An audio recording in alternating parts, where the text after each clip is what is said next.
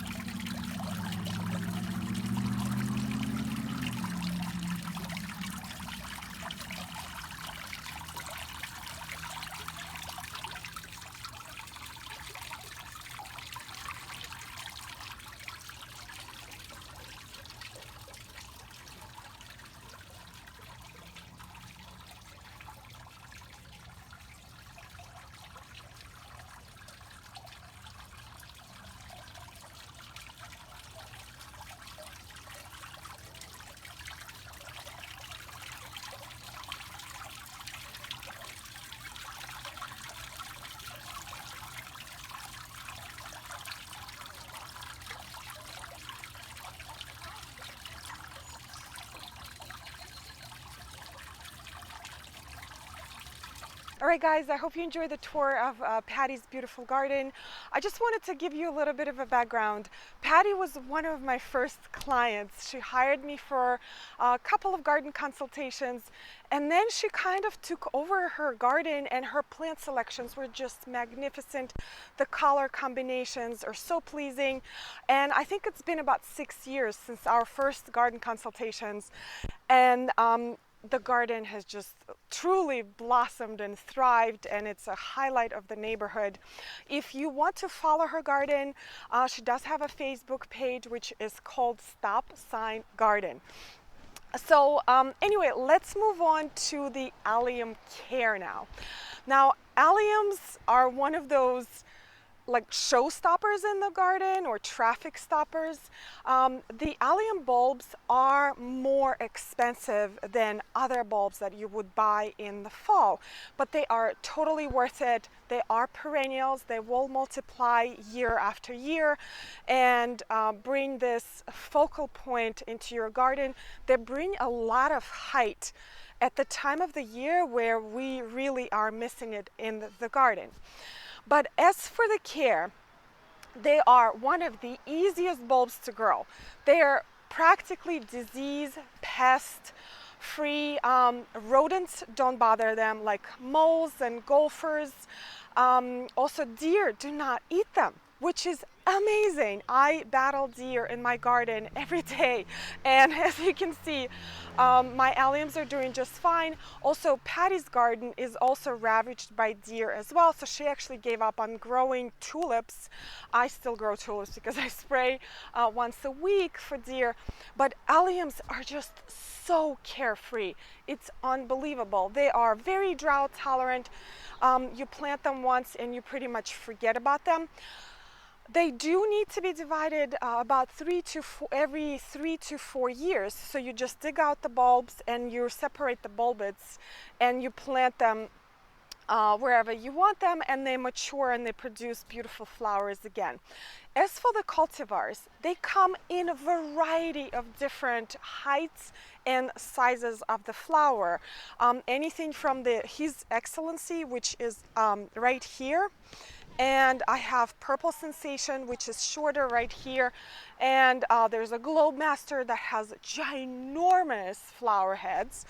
They are just so beautiful. I fertilize my alliums twice a year with bone meal, which I actually do with all the rest of my bulbs.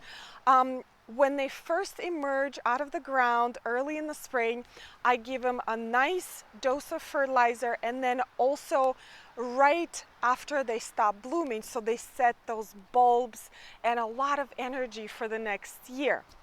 Now, again, these are gorgeous flowers. They actually attract a lot of pollinators too. So I actually have seen a lot of bees on these flowers in the last couple of weeks. Now, there is a downside to alliums, which unfortunately there's always a downside to almost anything in life, but their foliage unfortunately does not look pretty at any point. So I try to pair them up with perennials that will cover their legs. Unfortunately, I have not done it yet in this strip right here, but I am planning on planting some nepeta like I did at one of my job sites, and it looks really pretty. You can pair them with salvias or geraniums, and it actually makes it for a more pleasing composition as well. I think this is it about alliums. They're really carefree, just gorgeous focal points in your garden. You can use them as cut flowers. They will last for a while, about a week or so. And if they're in the garden, they actually last anywhere from 2 to 3 weeks. Some people do leave their seed heads for the rest of the summer and spray paint them with different colors. I'm not a huge fan of that, but I do like to gather the seed heads, dry them, and spray paint them for Christmas, which looks beautiful on your Christmas tree if you spray paint these heads with silver or gold color. Now, yeah, I think this is pretty much it for the beautiful alliums. And if you guys have any questions, let me know. If you're new here, consider subscribing. I would love to stay in touch with you. And thank you so much for watching. I'll see you next time.